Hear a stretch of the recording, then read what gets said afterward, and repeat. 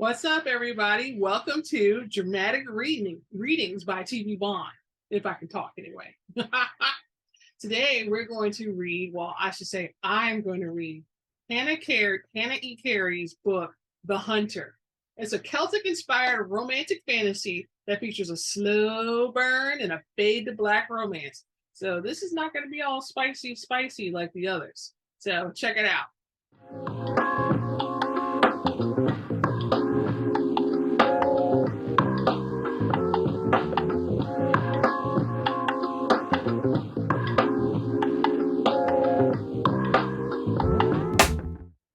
So, here's the blurb for The Hunter. Forced to flee her uncle's palace in the dead of night in order to save her own life, Duchess Rhiannon of Solis finds herself pulled into an ongoing war. She seeks the safety on the shores of the island of Pern Coen, though she knows little of the strange land and even less of the stranger spirits. A stroke of fate leaves her at the mercy of a band of rebels led by the notorious outlaw, a man of the people of the island called the Hunter. Connor has lost his way in his home. Forced to live in exile, he dreams of the day that the people of Pern Coen win back their freedom. Oh, he has no love for the Empire of Kelnor. But when he finds the injured Kelnoran noblewoman, he can't bring himself to abandon her. Against his better judgment, Connor offers Rhiannon his protection. But the more time he spends with her, the more he finds his feelings towards her shifting. He's already had his heart shattered once. Does he dare to take that risk again with a woman who should be his sworn enemy? The longer Rhiannon spends with Connor and his band of outlaws, the more she finds herself torn between the life she knew and the life she has discovered on the island. Can she turn back on all that she's ever known? And can a rugged outlaw capture her heart? I don't know, y'all. Let's find out. Chapter 1, The Risk of Freedom. The cries of the gulls and the lapping of water along the shoreline blended in with the shouts of men as Alikos climbed the gangplank onto the waiting vessel. His lieutenant, Nikos Stavros, stayed close behind him, the younger man never far from his superior side. Alikos's red cape billowed in the breeze, and the sunlight reflecting off the water caught the silver serpents engraved into his metal vambraces. Soldiers bowed low before him as Alikos stepped onto the deck, and he gave them each a dismissive nod as he headed for the bow. Almost a whole month on this accursed island, he thought as he ran his hands through his disheveled dark brown hair. It had been far too long. As he had been each time before, he was ready to depart the rock-laden shores of Pern Coen and return to the mainland, even if it was only for a few short weeks. As the crown prince and captain of the imperial army, Alikos had been involved in an invasion of a large island in the far north from the start. But the war dragged on and showed no signs of stopping. And now winter knocks at our door, Alikos grimaced as he leaned on the ship's railing. Through the haze, he could make out the distant shores of Darnik, the palace of Vara, only half a day's ride from the port city of Aegir. Comfort awaited him there, along with his father and cousin and the beautiful lady Chloe of Colidi. Nikos joined him at the bow, and Alikos glanced over at the other man. At 25, his lieutenant was only a year younger than himself, and had come into Alikos' service 5 years prior. Alikos did not hold much for men who were common birth, but Nikos had impressed him with his loyalty and proficiency in the field. In spite of what his father, Emperor Stelios, said, Nikos had earned his place as lieutenant. I must admit, Highness, Nikos said, as the gulls swooped down into the water in front of them, I'm ready for a few weeks away from this wretched place. And to see my cousin? Alikos asked. Nikos fidgeted with the top button of his uniform, clearing his throat. Any man who would not enjoy being in the presence of a woman as beautiful as Duchess Rhiannon would be a fool. As I have told you before, Alikos said, keeping his voice low, your secret is safe with me. The Duchess and I owe you for that, Highness. You've served me loyally for years, Nikos, and you have made my cousin happier than I've seen her in some time. Nikos fell silent, his eyes trained on the distant outline of the mainland as the boat crept away from Pern Coen's shore. Alikos felt no need to press him. Certain his lieutenant's thoughts were on his cousin, Rhiannon, was the woman Nikos loved, but who could never truly have.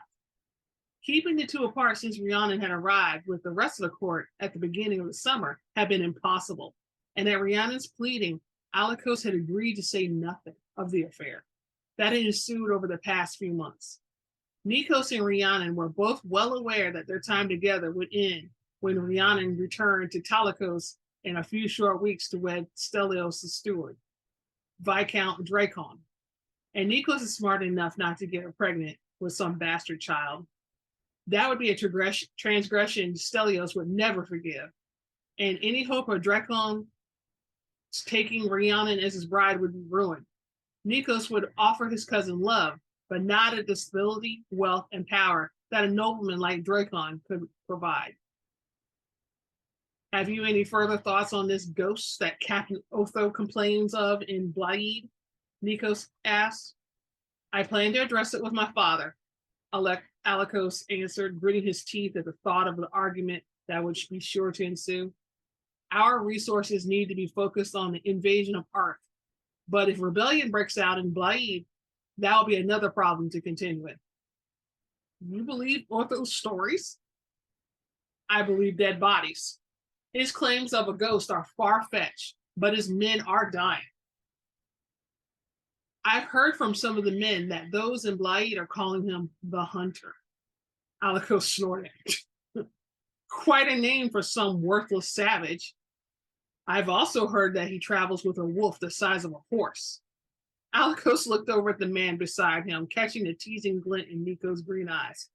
Yes, Alikos dryly replied. And Reed Blodwin is 7 feet tall and is able to transform into a bear at will. Nikos gave a quiet chuckle, and Alikos rolled his eyes. The stories told by the soldiers who had spent the last 7 months on the island were almost as ridiculous as those told by the natives that remained. In particular, in regards to Reed Blodwin, the leader of the clan of Arth, who had managed to outsmart and outmaneuver the Imperial army for the last 2 months. A woman, Alikos thought in disgust, the greatest army in the realm held at bay by some barbarian queen. The only ground that had been gained on the largest clan on Pern Coen had been along with Arth's northern shoreline, where the might of the Kelnoran navy had far outweighed that of the island natives. But once the soldiers reached the land, they met with the same treacherous mountains Alikos and his men struggled against in the south. And father wants to waste more time and money with his summer court as if he's already a victor. Stelios was nothing if not arrogant. But there were those in Talikos who shared Alikos' misgivings regarding the standing emperor of Kelnor. As miserable as Alikos' time had been on the island, it offered him a chance. The opportunity to prove his worth to the nobleman, to show that the crown prince of Alikos of Bepi had the skill and decisiveness to lead the Kelnor into victory and prosperity. Gaining the loyalty of his fellow captains, along with his father's general, would only help his cause and enable him to boast without bringing Pern Coen under the control of Kelnor.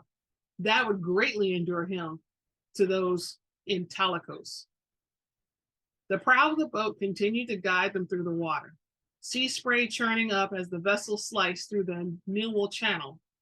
The brief respite from the island would allow his men to rest, and it would allow him to earn more support from those who would be joining him inside the alabaster walls of Vara Palace. Alikos had one trait his father did not possess: patience. And that was The Hunter by Hannah E. Carey. I hope you enjoyed it. I didn't read the whole chapter. It was just a sampling because, you want to have a little bit of suspense to it. Check it out for yourself. I'm going to put the link in the description below. It's an affiliate link that helps with the channel, so thank you. If you also want to help the channel, please subscribe to me. I would greatly appreciate, and hit that bell. Ding! so that you can get notifications and find out when I post another video. I try to post every week. So far, I've been consistent. I hope to keep that up. Yeah. Check me out. Thank you. And again, there's a link in the bio, and I'm going to also have a link up here so that you can check out other dramatic readings. Hopefully, you find something that tickles your fancy. Anyway, thanks. Bye.